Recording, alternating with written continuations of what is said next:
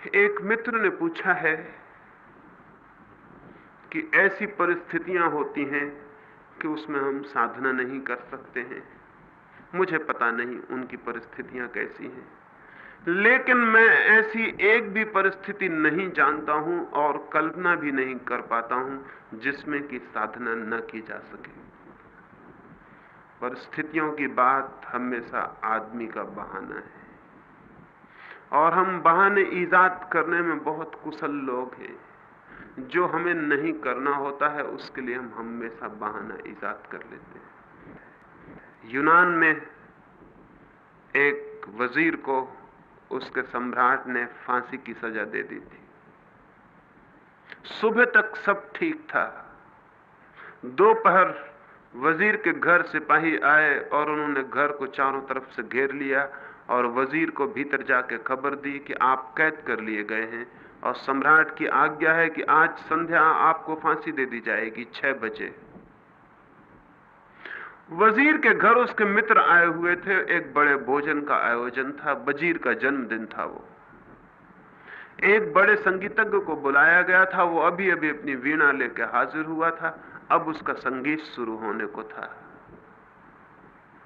संगीतज्ञ के हाथ ढीले पड़ गए। वीणा उसने एक और टिका दी। मित्र उदास हो गए। पत्नी रोने लगी। लेकिन उस वजीर ने कहा, 6 बजने में अभी बहुत देर है, तब तक गीत पूरा हो जाएगा, तब तक भोज भी पूरा हो जाएगा। राजा की बड़ी कृपा है कि 6 बजे तक कम से कम उसने फांसी नहीं दी। लेकिन वीणा बंद क्यों हो गई? भोज बंद क्यों हो गया?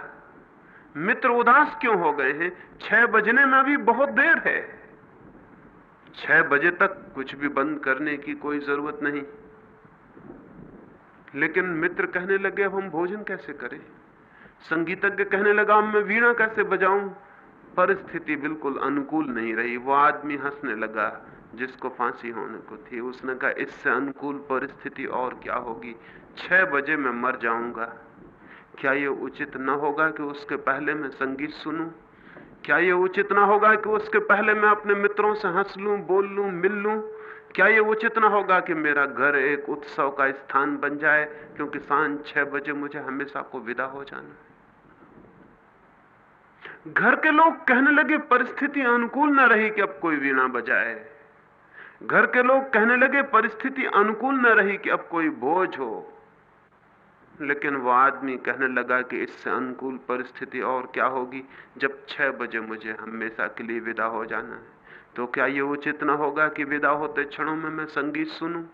क्या ये उचित ना होगा कि मित्र उत्सव करें? क्या ये उचित ना होगा कि मेरा घर एक उत्सव बन जाए, कि जाते क्षण में मेरे याद, मेरी स्मृति में हमेशा वे थोड़े से पल टके हुए रह जाएं जो मैंने अंतिम क्षण में विदाई के क्षण में अनुभव किए थे। और उस घर में वीणा बजती रही और उस घर में भोजन चलता रहा। यद्यपि लोग उदास थे, संगीतज्ञ उदास था, लेकिन वो वजीर खुश था, वो प्रसन्न था। राजा को खबर मिली। राजा देखने आया कि वो वजीर पागल तो नहीं। और जब वो पहुंचा तो घर में वीणा बजती थी और मेहमान इकट्ठे थे। और राजा जब भीतर गया तो वजीर खुद भी आनंद मग्न बैठा था। तो उस राजा ने पूछा, तुम पागल हो गए हो? खबर नहीं मिली कि 6 बजे सांझ मौत तुम्हारी आ रही? उसने कहा, खबर मिल गई, इसलिए आनंद के उत्सव को हमने तीव्र कर दिया है। उसे शिथिल करने का तो सवाल न था, क्योंकि 6 बजे मैं विदा हो जाऊंगा। तो 6 बजे तक हमने आनंद के उत्सव को तीव्र कर दिया है, क्योंकि यह अंतिम विदा के क्षण स्मरण रह जाए। राजा ने कहा, ऐसे आदमी को फांसी देना व्यर्थ है। जो आदमी जीना जानता है उसे मरने की सजा नहीं दी जा सकती है। उसने कहा, मैं वापस ले लेता हूं। ऐसे प्यारे आदमी को अपने हाथों से मारूं, ये ठीक नहीं। जीवन में क्या अवसर है, क्या परिस्थिति है, ये इस बात पर निर्भर नहीं होता कि परिस्थिति क्या है। ये इस बात पर निर्भर होता है कि हम उस परिस्थिति को किस भांति लेते हैं, किस एटीट्यूड में, किस दृष्टि से। तो तो मुझे ज्ञात नहीं होता कि कोई भी ऐसी परिस्थिति हो सकती है जो आपके जीवन में प्रभु की तरफ जाने से आपको रोकती हो। आप ही अपने को रोकना चाहते हो तो बात दूसरी है, तब हर परिस्थिति रोक सकती है। और आप ही अपने को न रोकना चाहते हो तो कोई ऐसी परिस्थिति न कभी थी और न कभी हो सकती है। थोड़ा ध्यान से अपनी दृष्टि को देखने की कोशिश आप करना, परिस्थिति पर दोष मत देना। थोड़ा ध्यान करना इस बात पर कि मेरा दृष्टिकोण, परिस्थिति को समझने की मेरी वृत्ति, मेरी अप्रोच, मेरी पहुंच तो कहीं गलत नहीं है, कहीं मैं गलत ढंग से तो चीजों को नहीं ले रहा हूं। दूसरी बात, क्या 24 घंटे में थोड़े से क्षणों के लिए अपनी परिस्थितियों से मुक्त नहीं हुआ जा सकता? नींद रोज मुक्त कर देती है, आपकी सारी परिस्थितियां बाहर पड़ी रह जाती। ना आप गरीब रह जाते, ना आप अमीर रह जाते, ना आप दुखी रह जाते, ना आप सुखी रह जाते। नींद आपको कहीं ले जाती है जहां आप परिस्थितियों के बाहर हो जाते। क्या थोड़ी देर के लिए जानते बूझते परिस्थितियों के बाहर नहीं हुआ जा सकता? और स्मरण रहे, जो आदमी अपनी परिस्थितियों के बाहर थोड़े से क्षणों को भी सचेत रूप से हो जाता है, उसे यह पता चल जाता है कि वो तो हमेशा ही परिस्थितियों के बाहर है। परिस्थितियां उसके आसपास आती हैं और गुजर जाती हैं, वो हमेशा परिस्थितियों के बाहर है। एक क्षण को भी परिस्थितियों को अतिक्रमण कर जाने पर यह पता चलता है कि मनुष्य की चेतना हमेशा परिस्थितियों के बाहर है। सांझ आती है, सुबह आती है, सूरज निकलता है, रात आ जाती है, आदमी के आसपास से सब गुजर जाता है और आदमी हमेशा अलग खड़ा रह जाता है। जिस दिन इस पृथकता का बोध होगा, जिस दिन जीवन के बीच इस साक्षी का भाव उदय होगा कि मैं तो दूर खड़ा रह जाता हूं, धाराएं आती हैं और बह जाती हैं, हवाएं आती हैं और गुजर जाती हैं, धूप आती है, शीत आती है, वर्षा आती है, गर्मी आती है, और मैं दूर खड़ा रह जाता हूं, मैं पृथक अलग खड़ा रह जाता हूं। कुछ भी मुझे छूता नहीं, कुछ भी मेरे प्राणों को अतिक्रांत नहीं करता, कुछ भी मेरे भीतर जाके बदलाहट नहीं करता, मैं तो वही रह जाता हूं। चीजें आती हैं और बदल जाती हैं। जिस दिन ये एक क्षण को भी ख्याल होगा, उसी दिन जीवन भर के लिए स्थिति बन जाती है। तो थोड़ी देर परिस्थितियों के बाहर होने की क्षमता जुटानी चाहिए। परिस्थितियों के लिए रोते रहने से कोई भी फल नहीं। ध्यान का अर्थ इतना ही है कि हम परिस्थितियों के बाहर जा रहे हैं थोड़ी देर को। ध्यान का यही अर्थ है, परिस्थितियों के बाहर उठ जाना, दूर हट जाना, ऊपर उठ जाना, परिस्थितियों के पार खड़े हो जाना। जैसे कोई हवाई जहाज पर ऊपर उड़ रहा हो, वृक्ष नीचे छूट जाते हैं, पहाड़ नीचे छूट जाते हैं, बादल नीचे छूट जाते हैं। ठीक वैसे ही जैसे ही कोई ध्यान के शून्य में प्रवेश करता है, वैसे ही परिस्थितियां, घर द्वार, पत्नी, बच्चे, अर्थ सब पीछे छूट जाता है। जीवन चेतना एक नई दिशा में उड़ान लेना शुरू कर देती है। और तब पता चलता है कि जिन परिस्थितियों से हम घिरे थे, उनमें घिरे तो जरूर थे, लेकिन घिरे होकर भी हमेशा बाहर थे। जैसे सूरज बादलों में गिर जाए, ठीक वैसा मनुष्य की चेतना परिस्थितियों में गिरी है, लेकिन हमेशा बाहर है, हमेशा बाहर है। ये बाहर होने का अनुभव ध्यान से उपलब्ध होता है। परिस्थितियों पर दोष न दें, रास्ता निकालें, रास्ता जरूर मिल जाता है। ऐसी कोई भी जगह नहीं है जहां से प्रभु तक रास्ता न जाता हो सकता है थोड़ा पथरीला रास्ता हो सकता है थोड़ा ऊबड़ खाबड़ रास्ता हो सकता है थोड़ा टकराना पड़े, तोड़ना पड़े, दौड़ना पड़े, जीतना पड़े, लड़ना पड़े, लेकिन ऐसी कोई भी जगह नहीं जहां से उस तक रास्ता नहीं जाता है। और मैं अंत में ये भी कह देना चाहता हूं कि वे लोग जो थोड़े कठिन रास्तों से गुजर के आते हैं, उनकी उपलब्धि का मजा ही और है, उनके पा लेने का आनंद ही और है, उनके जीत लेने की, उनकी विजय की कथा और गौरव कथा ही और है। इसलिए घबराए ना, हो सकता है कठिन रास्तों से गुजर के आप और भी मधुमेह स्रोतों तक पहुंच जाएं। जो चलता ही चला जाता है आशा और प्रतीक्षा से भरा हुआ, वो अवश्य पहुंच जाता है। अब रात्रि के ध्यान के संबंध में थोड़ी सी बात समझ लें, फिर हम रात्रि के ध्यान के लिए बैठे।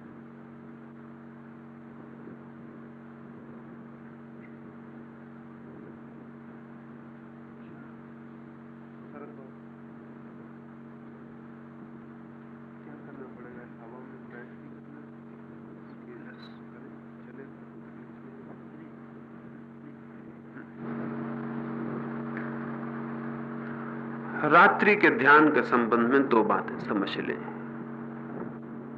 सुबह का ध्यान जागने के बाद करने के लिए है, रात्रि का ध्यान सोने के पहले करने के लिए है। रात बहुत अद्भुत अवसर और मौका है। अगर ठीक से ध्यान में प्रवेश होकर सो जाया जाए तो पूरी रात धीरे धीरे कुछ ही समय में ध्यान में परिवर्तित हो जाती है। अगर सोते क्षणों में ध्यान में प्रविष्ट हो जाए चेतना, तो फिर धीरे धीरे पूरी रात, पूरी निद्रा ध्यान का हिस्सा बन जाती है। ये शायद आपको ख्याल ना हो, नींद के अंतिम क्षण जब आप सोते हैं, तो जो आखिरी क्षण है जब आप नींद के दरवाजे में प्रविष्ट होते हैं, उस अंतिम क्षण में वो जो संक्रमण का क्षण है, वो जो बीच का द्वार है जहां से जागना समाप्त होता है और नींद शुरू होती है, उस क्षण में आपके मन की जो दशा होती है, रात भर चेतना उसी दशा के आसपास घूमती रहती है। अगर आप चिंता में सो गए हैं तो रात चिंता में व्यतीत हो जाती है। अगर आप क्रोध में सो गए हैं तो रात के सपने क्रोध के आसपास घूमते रहते हैं। विद्यार्थी जानते हैं कि पढ़ते पढ़ते रात जब वे सो जाते हैं तो रात भर परीक्षा के आसपास घूमते रहते हैं। चित्त जहां होता है नींद के पहले क्षण में, रात भर उसके आसपास न्यूक्लियस बन जाता, केंद्र बन जाता, चित्त वहीं घूमता रहता। और सुबह भी जब आप उठते हैं तो आपने शायद कभी ख्याल ना किया हो, निरीक्षण ना किया हो, करेंगे तो पता चल जाएगा कि सुबह जब पहला क्षण होता है नींद के टूटने का, तो चित्त सबसे पहले उसी भाव को उपलब्ध हो जाता है जो सोते समय अंतिम भाव था, अंतिम विचार था। उसी जगह आप फिर सुबह खड़े हो जाते हैं जहां रात आप सोए थे। इसलिए रात्रि ध्यान में सो जाने का बहुत मूल्य है। अगर ये संभव हो जाए कि आप रोज रात्रि में ध्यान में प्रवेश होकर सो जाएं, तो आपके पूरे जीवन में एक आमूल क्रांति होनी शुरू हो जाएगी। सुबह आप बिल्कुल नए आदमी की तरह उठेंगे, और उठते ही ध्यान पहली बात होगी जो आपके स्मरण में आएगी। और रात के 6 घंटे 7 घंटे अगर शांत निद्रा में बीत जाएं, आपके 24 घंटे शांत हो जाएंगे, ताजे हो जाएंगे, नए हो जाएंगे। जो लोग ध्यान के साथ निद्रा में गए हैं, जो लोग जाते हैं, वो मुझे कहते हैं फिर कि ऐसी नींद हमने जीवन में कभी भी नहीं जानी। ध्यान के साथ नींद संयुक्त हो जाए तो एक अभूतपूर्व घटना घट जाती है।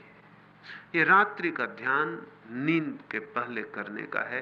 अंतिम बिस्तर पर जब सो जाएं, सब काम से निपट जाएं, अब कुछ भी करने को शेष नहीं रहा, तब 15 मिनट के लिए इस ध्यान को करें, और ध्यान करने के बाद चुपचाप सो जाएं, फिर उठे नहीं, फिर कुछ भी ना करें। ध्यान के बाद चुपचाप सो जाएं। ताकि ध्यान में जो धारा शुरू हो वो नींद में प्रविष्ट हो जाए, उसके अंडर करंट पूरी नींद में प्रविष्ट हो जाए। इस प्रयोग को लेट कर ही करने का प्रयोग है। बिस्तर पर लेट जाएं और उसको करें। प्रयोग करने में 2-3 बातें ख्याल में लेनी जरूरी हैं।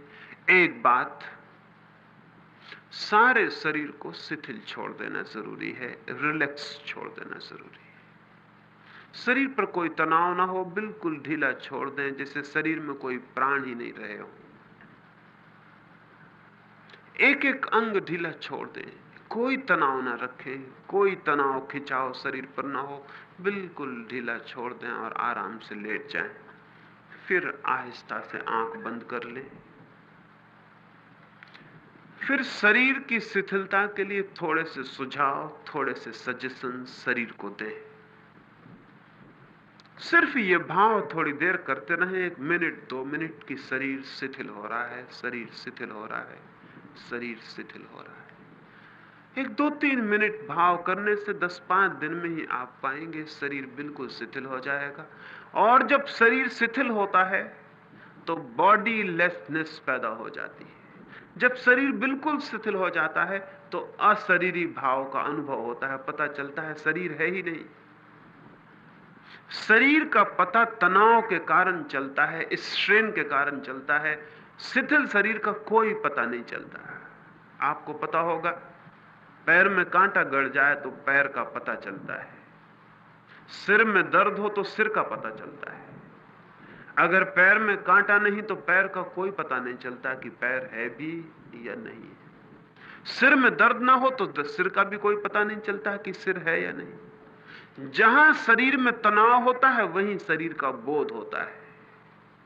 स्वस्थ आदमी का एक ही लक्षण है कि उसे शरीर का कहीं भी पता न चलता हो। हेल्थ का और कोई लक्षण नहीं होता है। बीमारी का पता चलता है, स्वास्थ्य का कोई पता नहीं चलता है। तो ध्यान के पहले शरीर को इतना शिथिल छोड़ देना है कि उसका पता ही ना चले।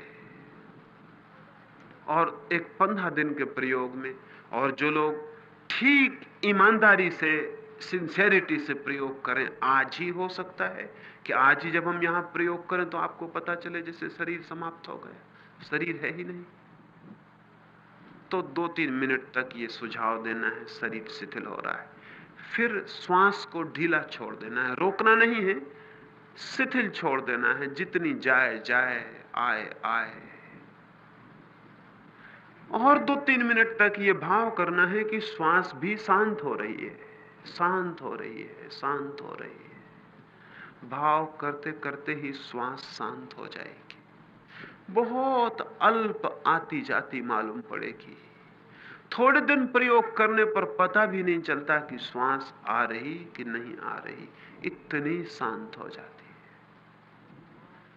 शरीर शिथिल होता है तो श्वास अपने आप शांत होती है। श्वास शांत होती है तो विचार क्षीण हो जाते हैं। फिर तीसरा सुझाव मन पर देना है कि विचार भी शांत हो रहे हैं। ये 3 सुझाव देने हैं। और सुबह जो हमने ध्यान किया था, चौथी बात वही है कि फिर चुपचाप पड़े रह जाना है, सुनते रहना है हवाओं को, दरख्तों को, समुद्र को। कोई आवाज आती हो, आवाजों को। रास्ते पर लोग निकलते होंगे, वाहन निकलते होंगे, टैक्सी चलती होगी, ठेला चलता होगा, सब चुपचाप सुनते रहना है। 3 बातें, शरीर, श्वास और विचार, इनको शांत छोड़ देना है। और फिर चुपचाप जो सुबह हमने प्रयोग किया था वो लेट के करते रहना है, 1-10 मिनट। फिर उसके बाद चुपचाप करवट लेके सो जाना है। यहां तो हम प्रयोग को करेंगे ताकि आप समझ लें, फिर प्रयोग को जाके अपने स्थान पर सोते समय करें और सो जाएं। यहां तो प्रयोग आप समझ लें, इसलिए करना जरूरी है। और यहां परिणाम भी उसका बहुत महत्वपूर्ण हो सकता है। वो उतना ही महत्वपूर्ण हो सकता है जितनी हमारी तैयारी, जिज्ञासा, खोज, आकांक्षा हो। तो अब हम प्रयोग करेंगे तो सब लोग इतने फासले पर हो जाएं कि आप लेट सकें। फिर प्रकाश अलग कर दिया जाएगा और आपको मैं आज तो सुझाव दूंगा ताकि आपको ख्याल में आ जाए कि क्या सुझाव देने हैं। फिर अपने कमरे पे जाके आप प्रयोग को करें और सो जाएं।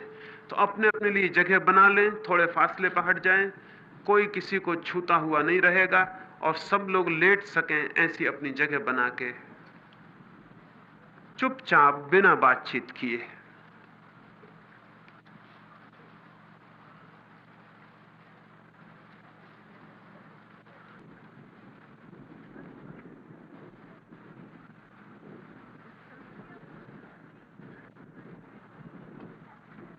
बातचीत बिल्कुल भी ना करें, क्योंकि बातचीत से कोई संबंध नहीं है।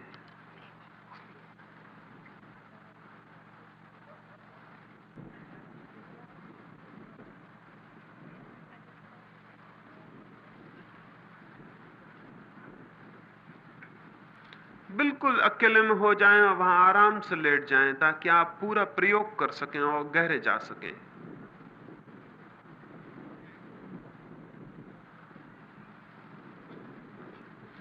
ठीक है, अपनी अपनी जगह लेट जाएं।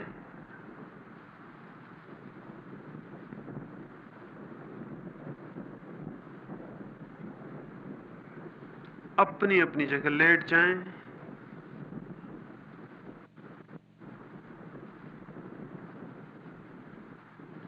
इस मौके का पूरा फायदा लें, इस अवसर का पूरा उपयोग करें। इतनी अद्भुत रात मिले न मिले, इतना एकांत, ऐसा स्वर्ण अवसर आए न आए, बिल्कुल लेट जाएं। आंख बंद कर लें, शरीर ढीला छोड़ दें।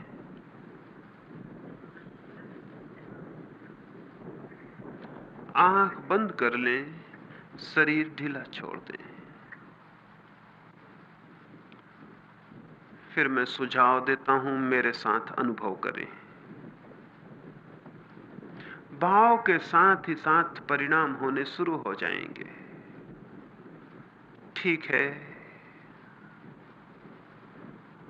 अनुभव करें, शरीर शिथिल हो रहा है, शरीर शिथिल हो रहा है, शरीर शिथिल हो रहा है। बिल्कुल ढीला छोड़ दें, जैसे शरीर में कोई प्राण ही नहीं। शरीर शिथिल हो रहा है, शरीर शिथिल हो रहा है, शरीर बिल्कुल शिथिल होता जा रहा है, शरीर शिथिल हो रहा है, शरीर शिथिल हो रहा है। भाव करें, शरीर शिथिल हो गया है, शरीर बिल्कुल शांत और शिथिल हो गया है, जैसे हो ही नहीं, जैसे शरीर का कोई अस्तित्व ही न हो। हवाएं हैं, आकाश है, वृक्ष है, लेकिन शरीर नहीं। शरीर बिल्कुल शिथिल और शांत हो गया है। श्वास को भी धीमा छोड़ दें, श्वास शांत हो रही है।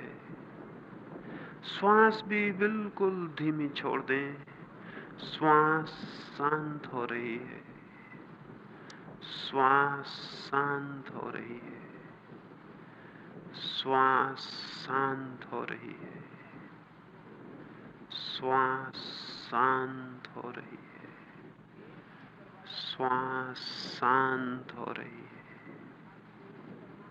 श्वास शांत हो रही है।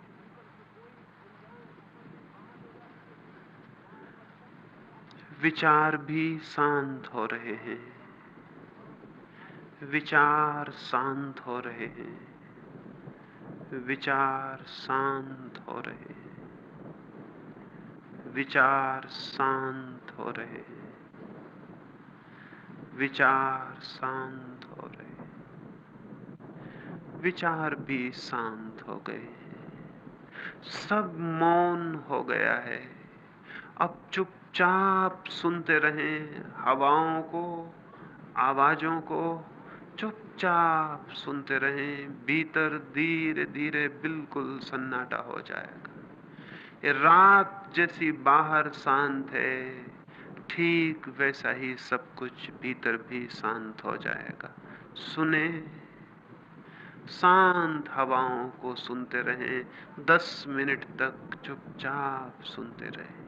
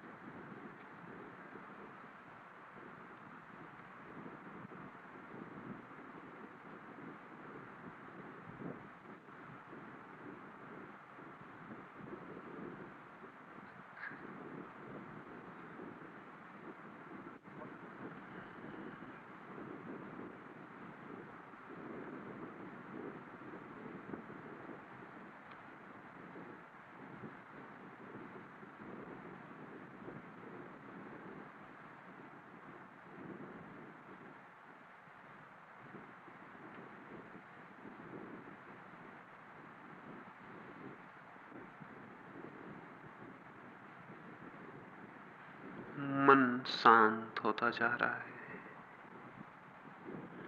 धीरे धीरे मन शांत होता जा रहा है। सब शांत होता जा रहा है। भीतर एक सन्नाटा और शून्य आ जाएगा। मन शांत होता जा रहा है।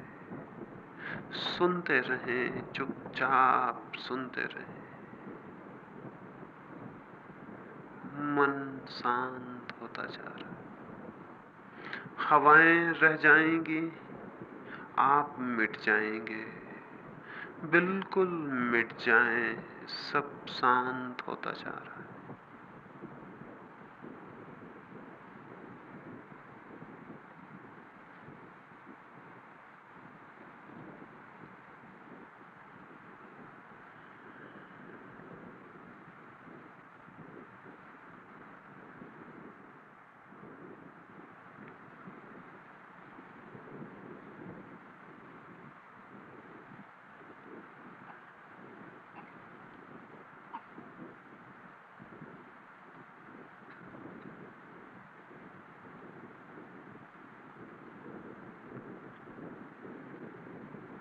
मन शांत हो गया है।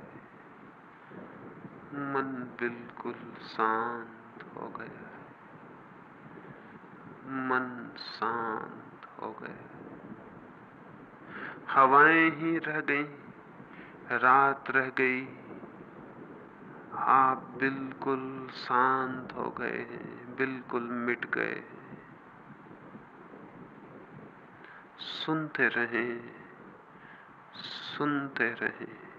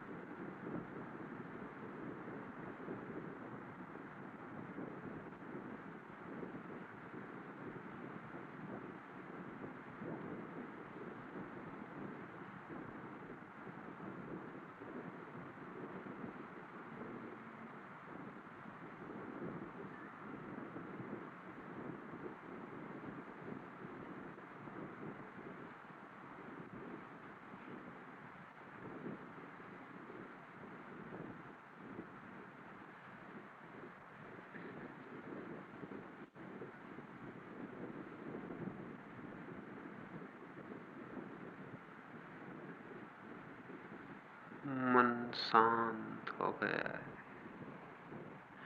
एक अपूर्व शांति भीतर उतर आई है। सब शांत हो गया, सब मौन हो गया। आप बिल्कुल मिट गए हैं। आप हैं ही नहीं।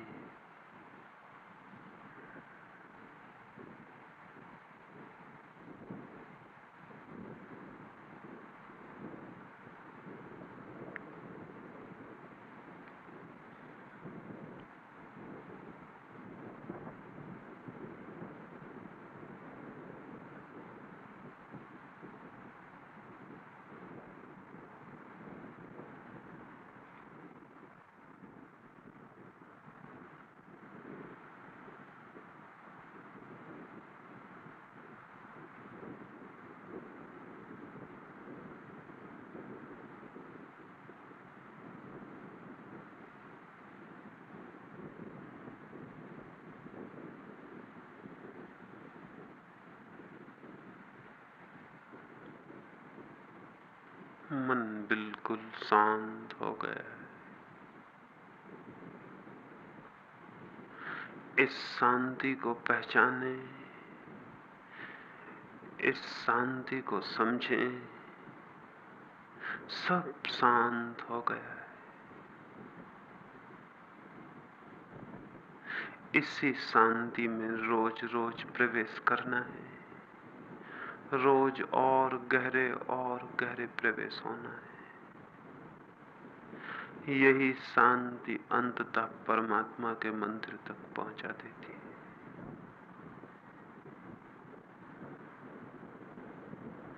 अब धीरे धीरे 2-4 गहरी श्वास लें।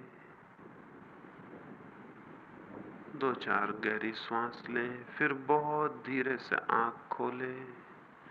जैसी शांति भीतर है वैसी ही बाहर भी मालूम होगी। लेटे ही लेटे धीरे से आंख खोलें। बाहर भी सब शांत है। फिर बहुत आहिस्ता से उठ के अपनी जगह बैठ जाएं। किसी को बाधा न हो, आवाज न करें, चुपचाप उठ के बैठ जाएं। जिससे उठते न बने वो 2-4 गहरी श्वास और ले, फिर धीरे धीरे उठे और बैठे। एकदम से उठते न बने तो थोड़ी देर लेटे रहें, आहिस्ता से उठे। उठ के चुपचाप बैठ जाएं। किसी को पड़ोस में बाधा न हो, धीरे से उठाएं।